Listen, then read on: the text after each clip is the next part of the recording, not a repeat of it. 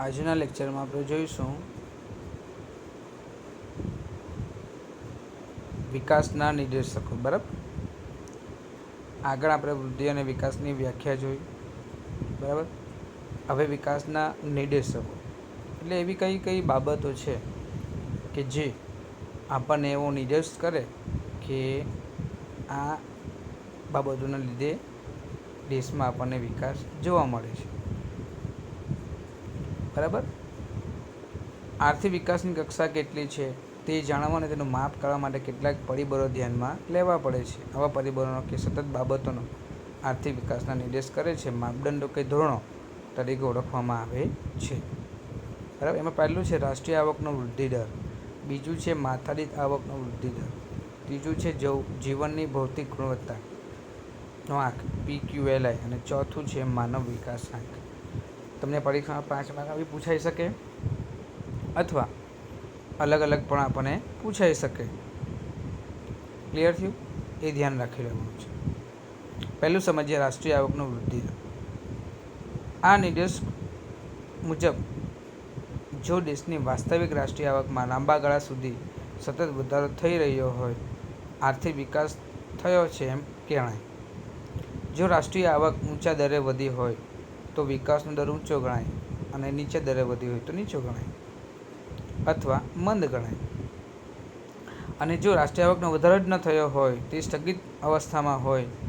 બરાબર, જો રાષ્ટ્રીય આવકમાં ઘટાડો થયો હોય તો તે આર્થિક વિકાસની પીછેહટની સ્થિતિ ગણાશે. આ માપદંડ પ્રમાણે નાણાકીય આવક નહીં પણ વાસ્તવિક આવક ધ્યાનમાં લેવાની હોવાથી રાષ્ટ્રીય આવકની બજાર ભાવે નહીં પરંતુ સ્થિર ભાવે ગણતરી કરવામાં આવે છે. જે પ્રમાણેની દરની સ્થિતિ હોય તે પ્રમાણે આપણે રાષ્ટ્રીય આવક કે ઊંચો હોય તો વિકાસ ઊંચો, રાષ્ટ્રીય આવક નીચી હોય તો નીચો અને સ્થગિત હોય તો સ્થિર કહી શકીએ આપણે સ્થિતિ. કોષ્ટકમાં તમને આપેલું છે કયા દેશની પરિસ્થિતિ શું છે. નોર્વે, અમેરિકા, શ્રીલંકા, ચીન, ભારત, પાકિસ્તાન. બરાબર, ટેક્સ્ટ બુક સાથે રાખવાની મેં તમને આગળ પણ કીધું છે કે આપણા વિડીયોમાં જ્યારે વિડીયો અપલોડ થાય છે અને એના લીધે જે પેજ છે એ બરાબર દેખાતું નથી. હું મોટે ભાગે બુકમાંથી જ બધું બોલું છું તમને એટલે ધ્યાન રહી શકે. બરાબર છે, એટલે ખાસ કાળજી રાખવી. એની સામે નોર્વેમાં 2.2, અમેરિકામાં 2.4, શ્રીલંકામાં 4.5, ચીનમાં 7.3, ભારતમાં 7.3 અને પાકિસ્તાનમાં 4.7. કોષ્ટકની માહિતી બાજુના પહેલામાં આપેલી છે તમને પેરેગ્રાફમાં. બરાબર, કે પરિસ્થિતિ કઈ છે. સૌથી ઓછી ટકાવારી આપણને કોની જોવા મળે? નોર્વેની. અને સૌથી વધુ કોની જોવા મળશે?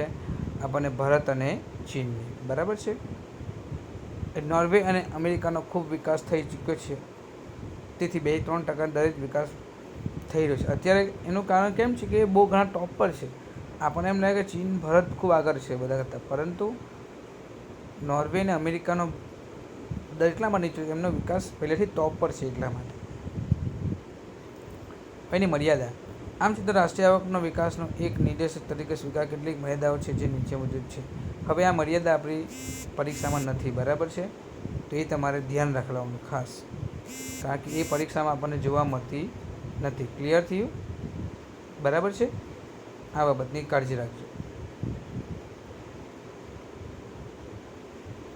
હવે રાષ્ટ્રીય આવકની ગણતરીની મુશ્કેલી. પહેલું જ મર્યાદા છે. બરાબર,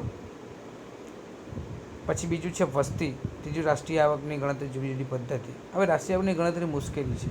કઈ બાબતોને ધ્યાન રાખવી, કારણ કે ઘણી વખત એક બાબતનો અભ્યાસ થઈ ગયા પછી પાછો બી આપણે એનો અભ્યાસ કરીએ તો એ મુશ્કેલી ઊભી કરે છે. એટલા માટે આ ગણતરી મુશ્કેલી ભરી છે.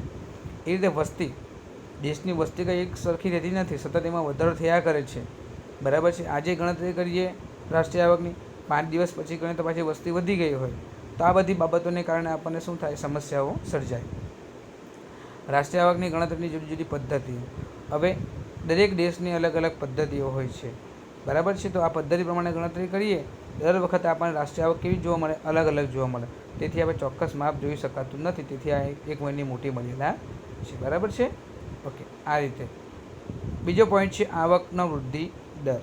બરાબર, એ નેક્સ્ટ આપણે પેજમાં જોઈશું આવકનો વૃદ્ધિ દર. બરાબર છે.